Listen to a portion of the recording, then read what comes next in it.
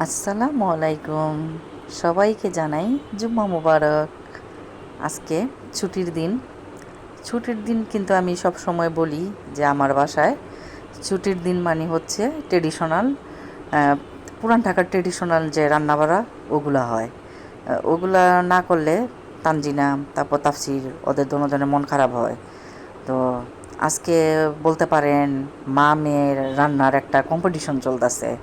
হ্যাঁ, তানজিনা এই চুলায় মোরগ পোলাও বসাইতেছে আর আমি ওই চুলায় অলরেডি গরুর রেজালা বসাই দিছি, গরুর মাংসর রেজালা বসাই দিলাম।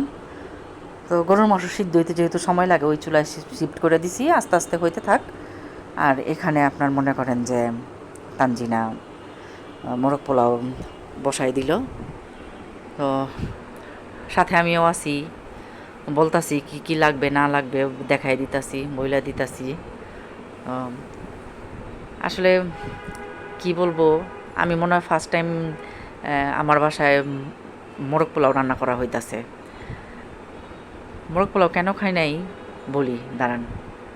আমরা পুরান ঢাকার, হ্যাঁ, আমরা বেশিরভাগই আপনার মনে করেন যে বিয়ের যে দাওয়াতগুলা খাই পুরান ঢাকায় আমাদের মোরগ পোলাওগুলো আমরা সাধারণত আমরা খাইয়াই থাকি। তো ওই কারণে বাসায় কোনো দিন আমি মোরগ পোলাওটা রান্না করি নাই।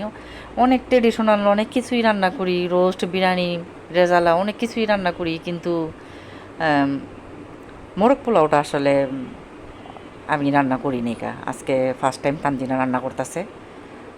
তো খুব কম্পিটিশন চলতেছে মা মেয়ের দুজনের। হ্যাঁ, আর এখানে আপনার মনে করেন যে টক দই, আদা রসুন মরিচের গুঁড়া দিয়া আপনার মাংসটা ম্যারিনেট করে রাখছে তানজিনায়।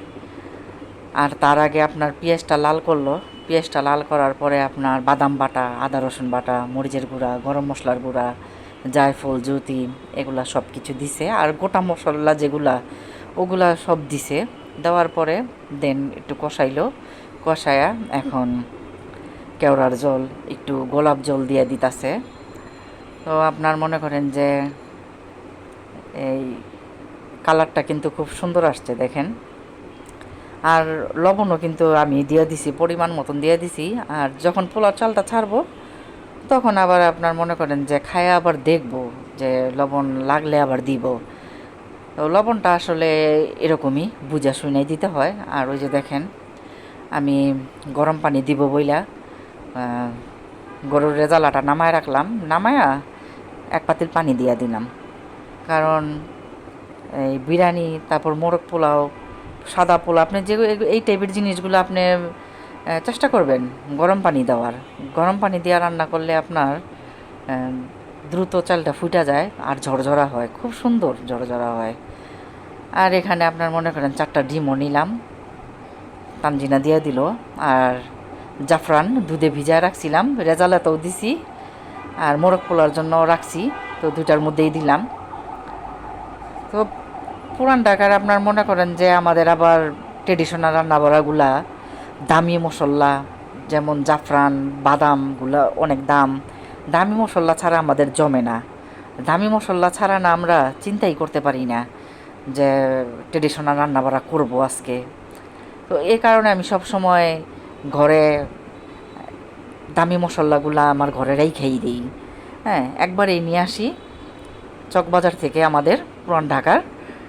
তো 6 মাস চলে যায়, আবার শেষ হলে দেন আবার নিয়ে আসি, এরকম আর কি। তারপর তানজিনা ডিম, তারপর মুরগির মাংসগুলা সিদ্ধ হয়ে গেছে, উঠায় রাখলো। তো আমি আবার সাহায্য করতেছি, সাথে সাথে চালটা দিয়ে দিলাম। তো আমি বললাম যে পানি আমি ঢেলে দিই, তুমি পারবা না। হ্যাঁ, তো পানিটা আমি পরিমাণ মতন আর কি দিয়ে দিলাম। দিয়ে এখন আপনার লবণটা চেক করলাম, দেখলাম যে লবণ আরেকটু লাগবো, আরেকটু দিয়ে দিলাম। বিশ্বাস করেন এই জাফরান দেওয়াতে এত সুন্দর একটা গন্ধ বের হইতাছে। আজকে পুরা ফ্ল্যাট রান্নাঘর ভরে গেছে গন্ধে, একদম কি বলবো, মনে হইতাছে যে পুরান ঢাকার কোনো ট্রেডিশনাল বড় বাবুর্চি রান্নাবাড়া করতেছে, এরকম লাগতাছে। আর সর্বশেষ আপনার ঘি দিতাছে। আর এই যে ফাইনাল লুকটা দেখেন, মাশাল্লাহ অনেক সুন্দর হয়েছে কিন্তু।